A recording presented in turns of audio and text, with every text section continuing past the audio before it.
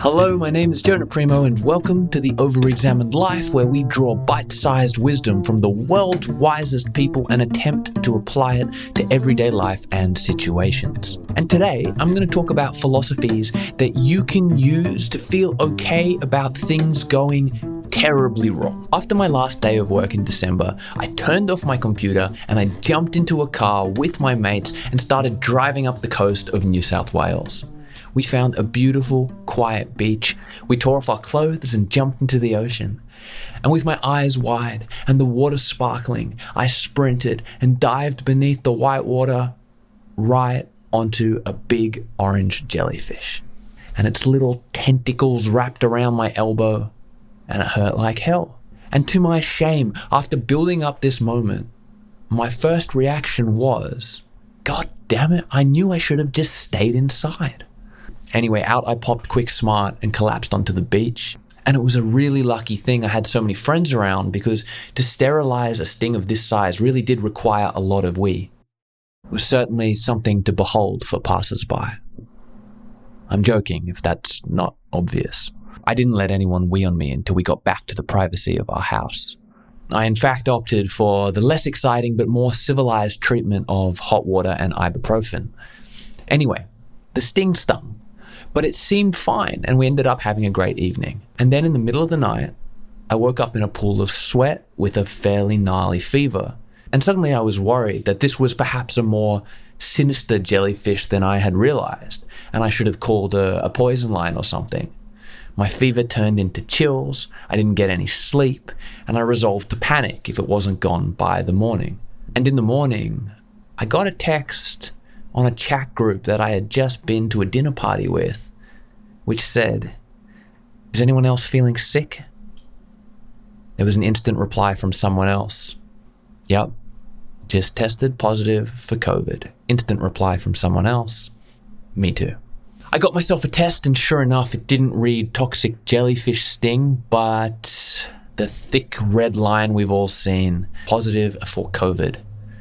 Now, this was on the 23rd of December, so I let out a big sigh, angry with myself for ever thinking that things could happen just the way I wanted them to. There would be no continuing the trip up the coast, no Christmas buffet, no backyard cricket. After all that driving, it was time to turn right around and go home, especially before things got worse, symptoms-wise, and worse they did get. I spent the next 3 days sweating in bed, eating food that tasted like cardboard, and watching True Detective. Now, there's a beautiful Yiddish proverb for this situation. Man plans and God laughs. It doesn't get more Yiddish than that. There's also a Chinese proverb, which I really like, that I think has a little more poetic elegance than the one we all know, "When life gives you lemons." It goes like this: when the winds of change blow, some build walls, others build windmills. And this is what I thought about, because I was feeling sorry for myself and I knew I needed to build a windmill. And the windmill I built took a little bit of introspection and analysis about what a holiday is actually for.